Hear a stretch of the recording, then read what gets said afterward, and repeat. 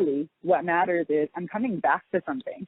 I'm coming back to something that I was thinking a lot about. I'm coming back to something that made me feel really safe. I'm coming back to something with new ideas. I'm coming back to something that I thought I like understood and had a vision for with completely new, right? We're literally on this call to be able to brainstorm these things that have come up. So like perfect example, I think, for that feeling though, right? Like I just wanted to. It wasn't an assignment. You didn't say, Kelly, you need to go live by Friday because we need this shit on our ice. There was nothing other than like intuitive feeling and want. And that want, that like motivated force, I think that's the energy that we can really focus on as one of the shifts as we think about Gemini Cancer season versus Leo Virgo season. Motivated force, you said, right? Yes. Okay, weird, because I consulted the I Ching, as you know, the Chinese oracle. Yes. And, you know, I just ask questions every now and again. Usually I don't even have a specific question. It's more just like, what's the vibe? What's the, you know, what do I need to know? What's happening? Yeah. But with this, like, I actually did have a specific question, right? But the answer was literally push upward well. Right? So, like, literally move up with deliberate force, motivated force. Crazy. I love that so much. Mostly because I feel like that's kind of like a part of the message that folks were getting the last 2 months. And then it was like, all right, but how? That was the hard part. It was the but how. Like, yeah, I feel you. I don't even feel like horrible. I feel in my body, and maybe I feel more present than I've been. I feel like I'm sitting with these emotions, right? I feel like I'm going through these cycles to really understand my patterns, my habits, all this shadow work, eclipse season, like all of this hyper emotional shit. Still doing all right. But how? Like, what's the forward? What's the up? What's the movement? And that's where I think the motivation factor comes to play, because now, and, you know, back to transit talk, we have the sun obviously moving into Leo, which it rules. The sun is the sun, right? Brightest, hottest motherfucker. So, like, we're boosted. There's a level of this that's like, even if you're not fully feeling yourself, the universe is feeling you. So that's dope. And then other transits that we can get into a little bit more, but I'm going to pause after this, that, you know, kind of support that. We have Venus moved from Leo to Virgo today, or late today it does. We have Mars moving from Cancer into Leo, right? So from this passive kind of confusing assertion to confident assertion. Damn, way to come for Cancer. Cancer and Mars is really fucking hard. No, Cancer and Mars is a really hard placement. Like, it's a very passive-aggressive, I mean, think about it. Cancer and Mars, like, it's a very passive-aggressive placement. And it's really a challenging one, like Moon in Aquarius. Like, you know, Moon in Cap too, honestly. Like, those placements have similarities just because the nature of the planets and the nature of the signs are just inherently in conflict. Cool. So all of that to say, no shade, Cancers. But yeah, Mars, the warrior who rules Aries, is likely going to feel a lot more comfortable in a sign like Leo than it is in Cancer. And that, again, just gives us a little bit of a boost of like, it's okay to maybe say the wrong thing. It's okay to maybe go try and fall on your face. Like, there's just going to be a level of, I don't even want to say acceptance, just more like fearlessness that I don't think we've gotten to experience that much of these past 6 months, because we've been so focused on like what is, which is important. And that was like a huge part of the work we were supposed to be doing, right? Like, okay, what's actually in front of me? What do I actually feel? Stepping into Leo Virgo season, it's like, what could I do with this? All right, but what can I actually do? Okay, wait, no. This is a seed. This is a thing. Let me explore that.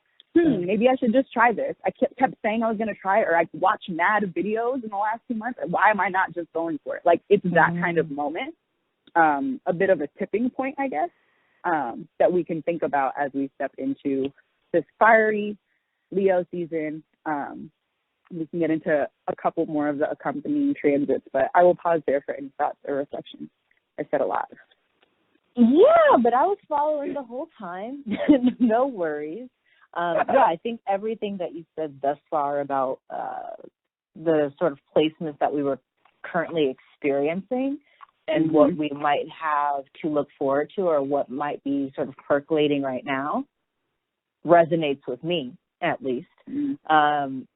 And so, yeah, I'm really, really curious to hear more. Keep going. I'm glad that it resonates. And something that just came to mind while we're here is, it's probably not the best order to go in, actually. So I'm just going to pause there.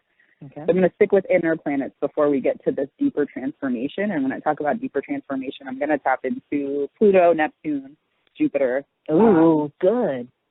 Uranus, Saturn, right? Good. And there actually has been hella action with our outer planets these last few months. And so something that I think, you know, maybe gets not necessarily overlooked, but just less time spent on has been something we've had to really explore. And that in and of itself, I think, is a testament to how this time period has felt for folks, you know? Like, astrologers are spending a lot of time focused on these planets of, you know, important, significant, deep transformation, all of that. But that usually, like, you're reading your horoscope for your sun, moon, rising, and Venus. You know, you're reading for, you're talking about Mercury retrograde. But now we got Pluto retrograde. We have Uranus retrograde. We had Uranus-Saturn squares. We have Saturn in retrograde. We had, like, all of it was really, like, flowing in a way that suddenly mattered a lot. And I will bring us back to just some thoughts on, like, both on an individual and collective level, what that can mean now that we're stepping into, like, a little bit of a shift in energy that uplifts us and can push our thinking forward in new ways, right, in actionable ways. But beyond Virgo, or Venus moving into Virgo, Mars moving into Leo, and then we had Mercury, and Mercury was in Cancer. It was retrograde in Cancer for a minute, which sucked.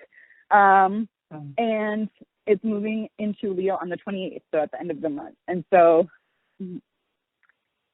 again, like Mars, right?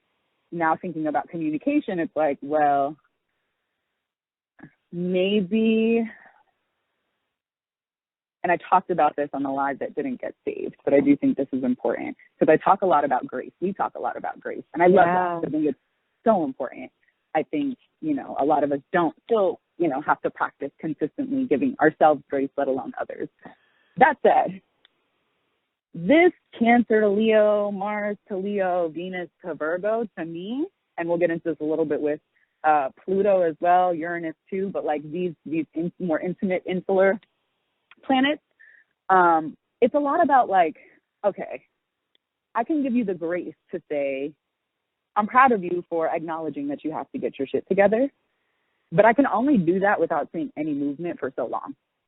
Before what I'm actually telling you is, okay, well, if you want to get your shit together, you got to get your shit right. Like, what are you doing, right? What are you doing to move the pieces in order? What are you doing to reprioritize? What are you doing to feel like you're in better alignment? Is your career shifting? Are your hobbies shifting? Are your relationships shifting? Are you just spending more time by yourself? Are your self-care tools shifting? What? Because you got to do something. It's not just going to magically pop the fuck up, right? So I will end this portion of the transits by saying, for me, that felt like the most salient thing about these shifts is Venus in Virgo. This is love in Virgo, right? Yeah. Meticulous. Virgo loves when not just you know that you love them. You know how they know that you love them? They know that you love them because you know they care about your money being right. You know they care about your health being right. You know they care about your crib being right. They care about your job being right. They care if you have insurance. That's Virgo love language. Is your shit organized? Did you dust the shelf? Did you eat this morning? Right? So, like, it's a natural kind of get your shit together energy. So I definitely don't want to say that to, you know, make folks feel like, oh, shit, got to turn my life around. It's like, no, but, like, you're equipped to now in certain ways, right? And Virgo's not going to let you shy away from that. Venus and Virgo does not let us shy away from that. It forces us into that, whether we want to acknowledge it or not. And right now, again, we have some support, so that shit can feel good. Yeah. You can take a day to be like, I ain't looked at this fucking balanced budget spreadsheet in like 2 months. Let's just sit with this. Tell me why I just got a new primary care physician in San Francisco today. Look at God. Look at God. You feel me? And Virgo rules me. So priorities, baby. And I was happy because she's 0.3 miles away. I'm like, skip to my list. Literally. Like, damn, this solves hella problems. Now I can like, you know what I mean? And that's like, to a Virgo, that's like an orgasm. You know what I mean? That's everything. You're straightening your shit out. Sexy.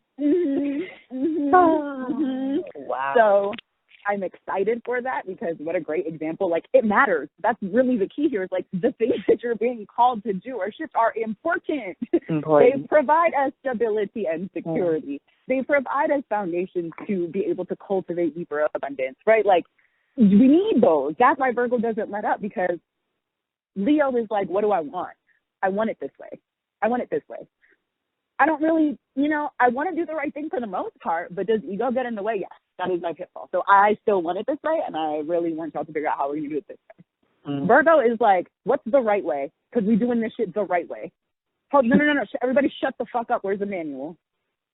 Oh, my God. I don't care. I don't care. I don't care about what any of y'all really have to say right now. I will actually let you know what your jobs are in 15 minutes. Wow. Like, shut the fuck up and let me read Delegating. Yes. Wow.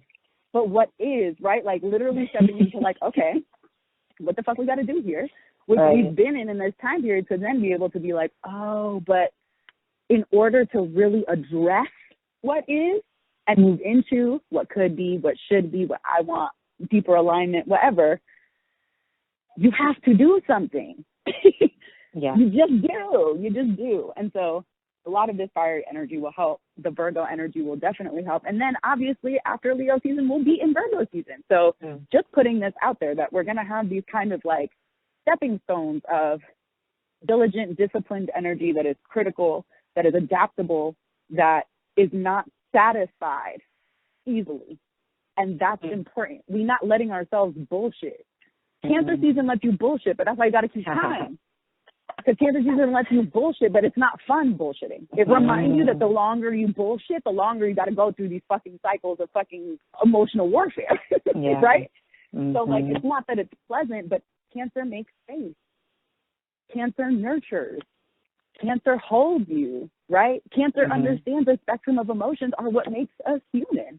Virgo is like, that does not pay my bills, though. So while I really want to be here for you, maybe we can chop it up after this shift. You know what I'm saying? It's just different.